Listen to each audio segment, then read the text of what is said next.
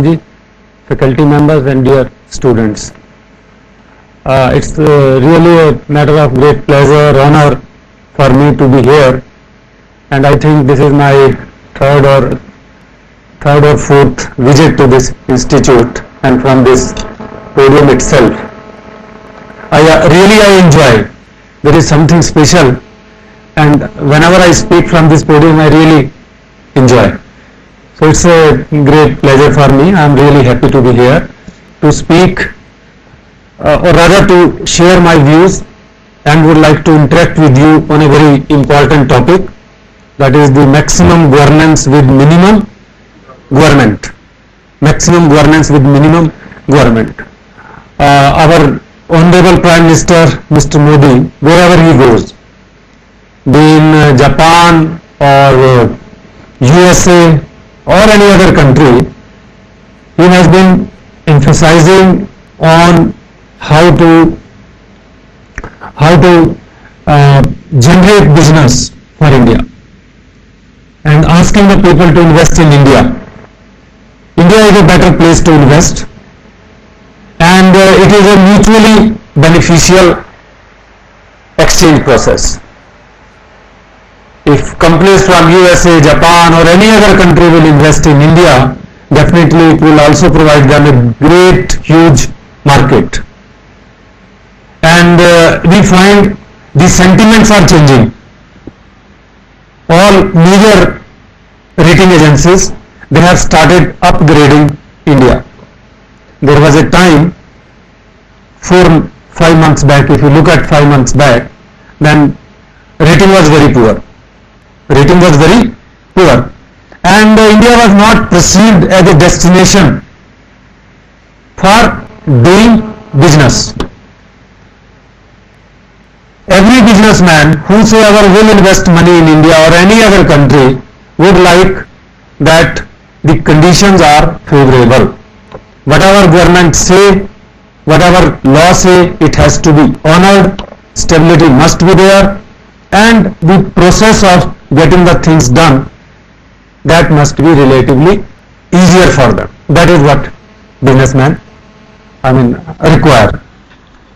I was just looking at the report just released by the ASSOCHAM, whereby World Bank they have cited the statistics of World Bank, whereby they calculate ease of doing business index 2014. How to do the business easily, ease of doing business, and they surveyed 189 countries, and the India's ranking, overall ranking, out of these, that was at a very low level. Like starting a business, India stand at 179th position, starting a business out of 189 countries. Dealing with construction permits, 182, India's rank. Getting electricity, 111. Registering property, 92th rank. Getting credit, 28th. Protecting investors, 34th. Paying taxes, 158th. Trading across border, 132nd. Enforcing contract, this is very important for any businessman. You all study. Unless and until what is being promised, businessmen do enter into contracts. At the time of entering the contracts, they feel that whatever being agreed, that would be honored.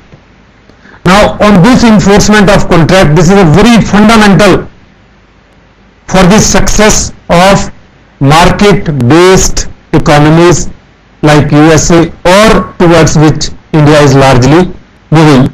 India's rank is 186th. जो हम promise करते हैं उसको कितना follow करते हैं, कितना implement करते हैं, बिजनेस एग्रीमेंट को जो कॉन्ट्रैक्ट करते हैं, उसमें इंडिया का rank 186 out of 189th country. Resolving insolvency, 121.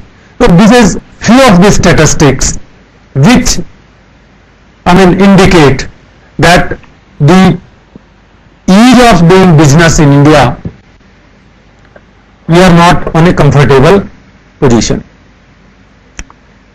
And this largely is because of the rigid processes, rigid policies, sometimes inaction,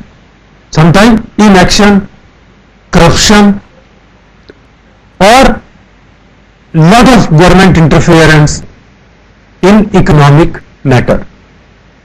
As a result of which, businessmen don't feel investing in India. And during the last 2-3 years of the UPA government, people say it was a policy paralysis. No policy formulation by the legislature, that is the parliament. You have seen every time there was a deadlock. One party is against this, we will not allow this, we will not allow this, and parliament was not able to transact anything during last 2-3 years. Similarly, there were a lot of scams, 2G scam, then coal bid scam, Commonwealth game, and so forth and so forth. Everyone was frightened and was not willing to do any business. Bureaucrats, they were not coming forward because of so much litigation and so much uncertainty in the corridors of power. The environment was very passive, as a result of which even Indian businessmen, they started thinking of making investment out of India. So that was the situation, and this is called the situation of policy paralysis. Now, under such conditions, the manufacturing sector growth, that was first time registered negative growth rate, manufacturing.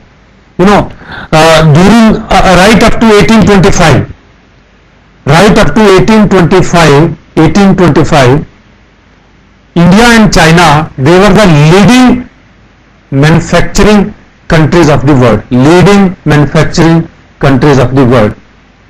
The total 50% of the world manufacturing base, that 1825 up to 1825, they were located in that very region, of which India was also a very prominent country. And now, what is India's share in total manufacturing? It is just 1.8% of the total world's manufacturing, 1.8. And China's share is 13% somewhere, 13%. And India's even industrial production, if you look at industrial production, it is 13% of the, I think it is 16% of the GDP. Maximum is by the service sector. And population is growing. We were not able to create jobs, more specifically for the educated youth. Up to 35 years of age, roughly 60% of the population fall in that category, which is the most productive age for any population group. And therefore, the need is to have jobs. And where jobs would be? Where? In the manufacturing sector. Service sector, they provide jobs maybe for a certain percentage to the educated people who are skilled, can speak English, language proficiency, and certain premium skills they enjoy. But large section of the society who are unskilled worker, maybe from a village, where they will get the job? They will only get the job through the manufacturing sector. And therefore, Prime Minister has raised this issue of Make in India. So when we say Make in India, that basically means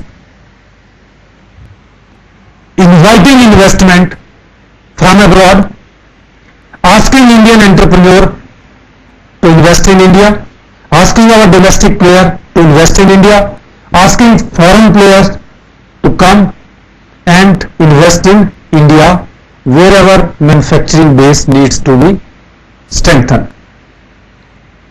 So when we say this thing, when the perception is changing, he has very rightly given this slogan of maximum governance with minimum government. Unless and until we deliver the result, unless and until we make the things happen better, create a better situation on the parameter I just explained to you, unless and until we create better condition, unless and until we create confidence, unless and until create infrastructure, unless and until we enforce the law or agreement which which parties have enacted. By and large, creating an atmosphere where people feel investing their money, people feel confident, boosting their sentiment. So therefore, the role of the government,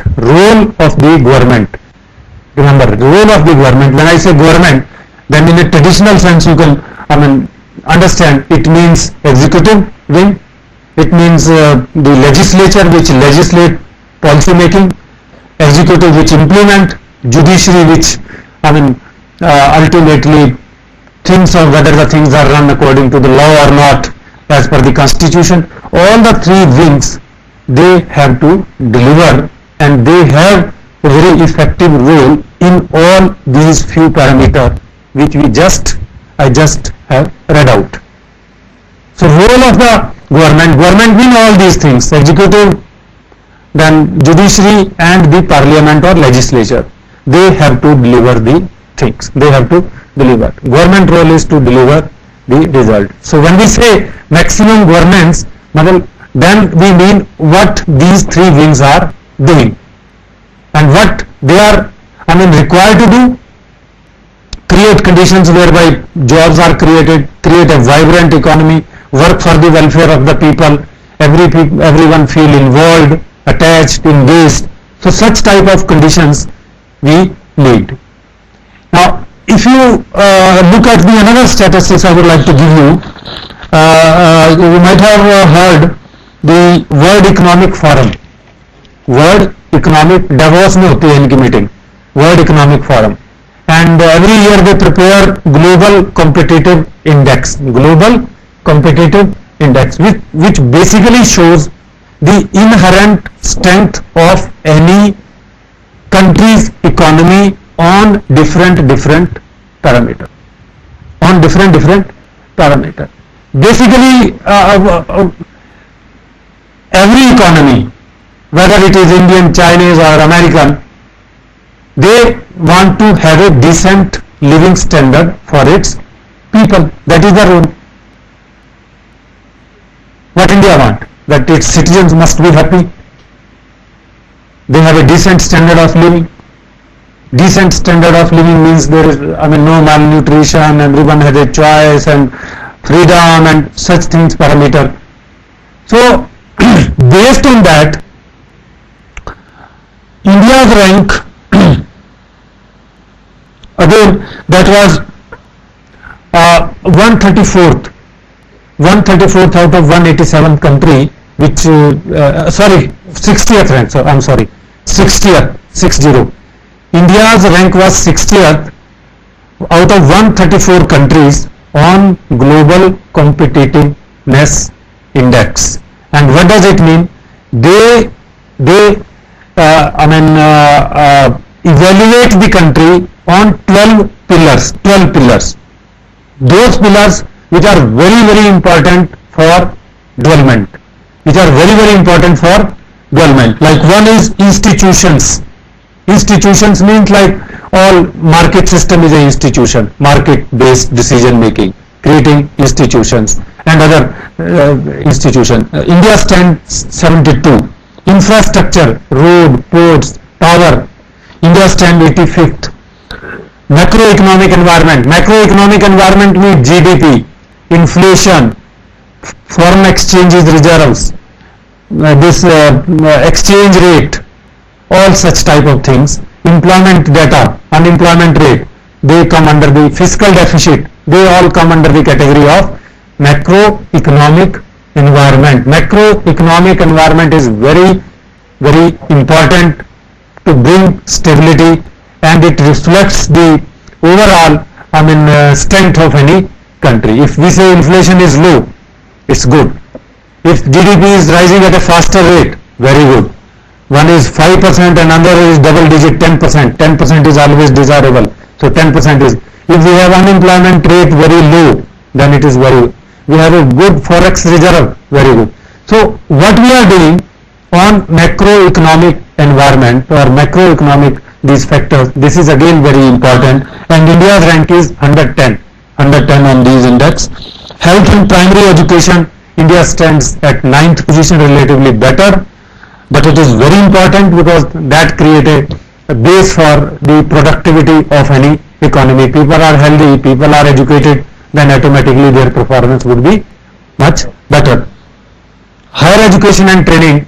Higher education and training is very important for research, innovation, creativity. India's rank in 91. Goods market. How we are able to exchange goods from one place to another place, what type of restrictions, taxes, subsidies, other hurdles are there. Now on this parameter, India's rank is 85th. Labor market, whether labor market as per demand, supply, what are the hurdles, whether labor can move from one place to another place. There is, at one place there is a shortage, and another place there is a surplus. How much they are, educated, what type of labor laws are there, what type of freedom they have, what type of protection they have. All such parameter, India's rank is 99. And financial market, capital market, capital market, money market, India's rank is 19th, relatively enjoy a better place. Technical readiness, innovation, technical innovations, 98. Market size, total size, we are very comfortable, 3rd.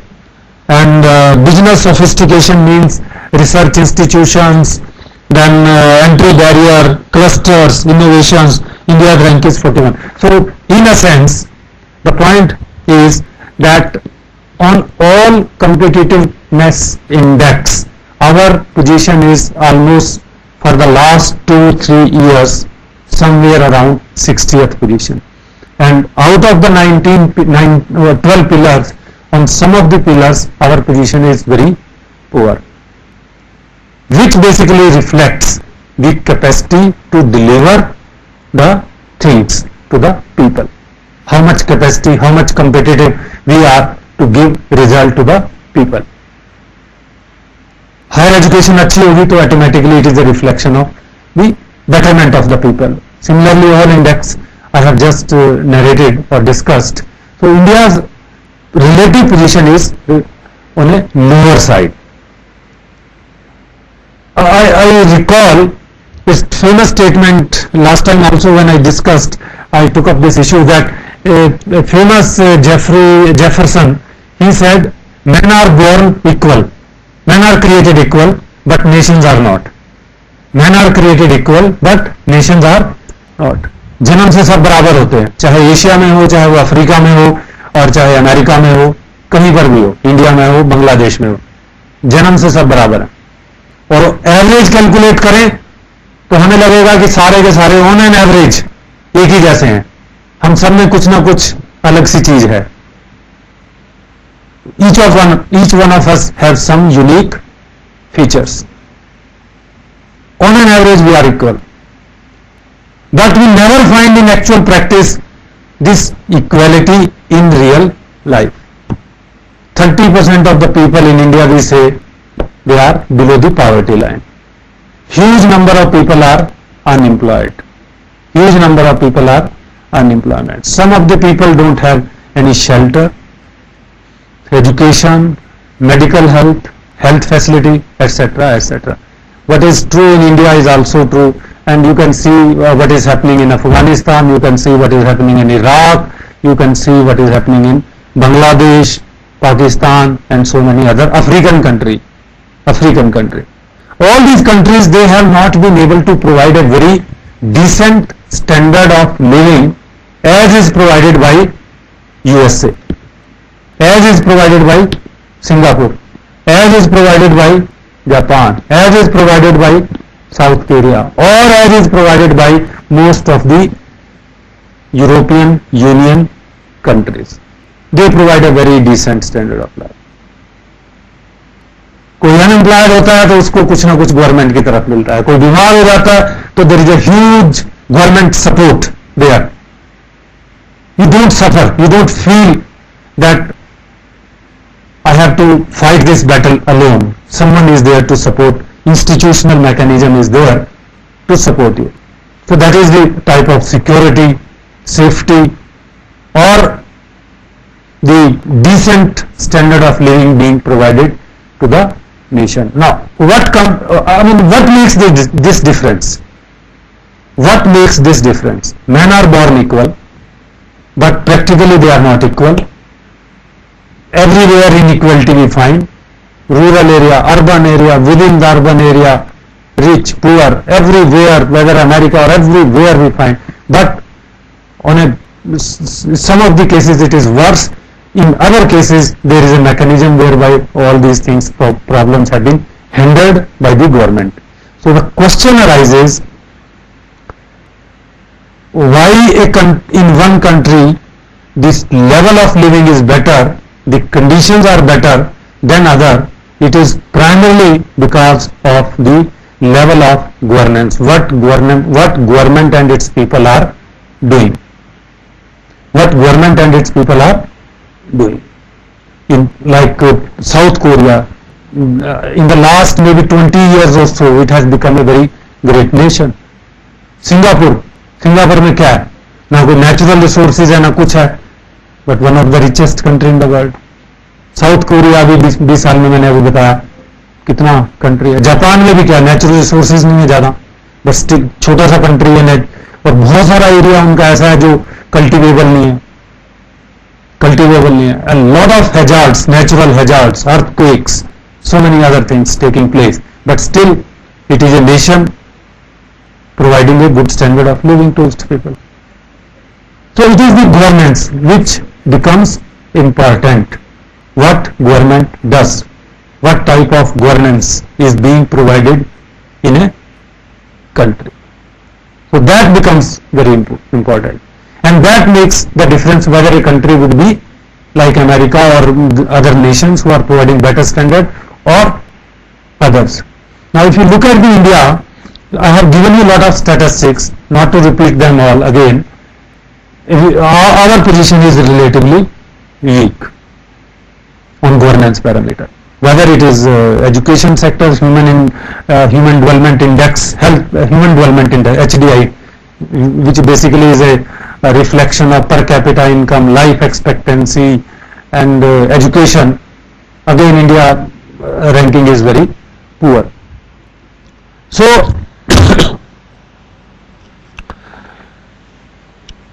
on governance parameter we fail to deliver the result. Now governance doesn't mean that we have a overstaffing. Government never means maximum governance with minimum government.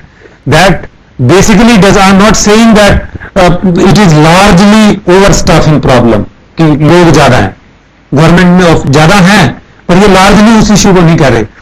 हम basically जैसे we are discussing the problem from the perspective of, I'm restricting the discussion from the perspective of business only here. When Prime Minister Modi say government has no business to do business, or government has no business in business, government has no business in business. Government का काम business में enter करना unnecessarily नहीं है. Business को promote करना है, support करना है, फैसिलिटेट करना है, कंडीशंस को क्रिएट करना है, so that a vibrant economy emerges. That is the thing. And to understand the whole issue, you have to look back to the independence time. After getting independence, we adopted this system of the 5-year plans. We adopted the system of 5-year plans, development by 5 years plans. I mean, all priorities would be decided in the 5 years. Second 5-year plan was very important for us. In this plan, India adopted a specific model of development. इस plan में India ने अपना विकास का एक model adopt किया, जिसको हम कहते हैं model Mahalanobis model. Mahalanobis model, उसको आप नाम को ना देखें, but you can say a model which is based on heavy industrialisation, heavy industry. Pandit Nehru, he was highly impressed by the performance of USSR. पहले इसका जो अब रशिया नाम है उसका नाम USSR होता था पहले, USSR. And USSR progressed like anything. Huge base, industrial base, more particularly the defense side, and there were two major powers in the world, USA representing the capitalist world and USSR representing the communist or socialistic world. These two powers were. Pandit Nehru, he has some socialistic inclination, you can say, and he was influenced by USSR model, and India was a very natural ally of the USSR. काफी समय तक India की जो closeness थी वो USSR के साथ, Russia के साथ बहुत रही है काफी टाइम से. So in second 5-year plan, we adopted Mahalanobis model, which is based on heavy industries. And these heavy industries, he said, once you create heavy industries, automatically you will be laying down the foundation for growth. Foundation for growth. The other sectors will automatically grow. Unless and until you have a huge base to produce steel, aluminium, copper, machine, educational institute, and all other things, how India can progress. So that was the basic philosophy.